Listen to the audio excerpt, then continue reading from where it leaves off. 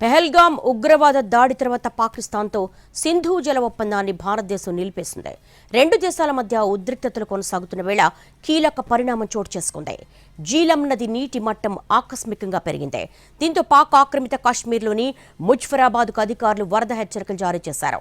నదీ పరివాహక ప్రాంతంలో నివసించే ప్రజలు అప్రమత్తంగా ఉండాలని హెచ్చరించారు. పరిస్థితి ప్రమాదకరంగా మారడంతో హట్టియన్ బాలా ప్రాంతంలో ఎమర్జెన్సీ ప్రకటించారు.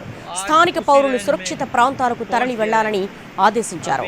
చకోఠీ సరిహద్దు నుంచి ముజఫరాబాద్ వరకు జీలం నది ఒడ్డున నివసించే ప్రజలు నీటి మట్టం గణనీయంగా పెరగడంతో వరదలొచ్చే ప్రమాదం ఉందని ఆందోళన వ్యక్తం చేస్తున్నారు.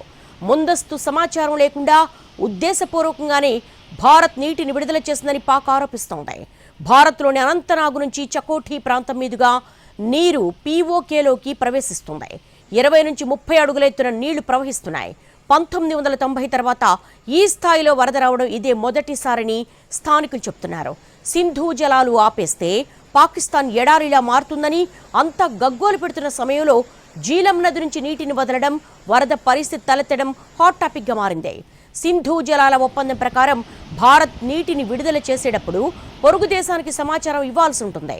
ఇప్పుడు ఎలాంటి సమాచారం బదలాయించకుండానే నీటిని విడుదల చేయడం వల్ల అక్కడి ప్రజలు ఆకస్మిక వరదలతో ఇబ్బందులు పడుతున్నారు. పెహల్గాం ఉగ్రవాద దాడి తర్వాత పాకిస్తాన్తో సింధు జల ఒప్పందాన్ని భారతదేశం నిలిపేసింది. రెండు దేశాల మధ్య ఉద్రిక్తతలు కొనసాగుతున్న వేళ కీలక పరిణామం చోటు చేసుకుంది. జీలం నది నీటి మట్టం ఆకస్మికంగా పెరిగింది.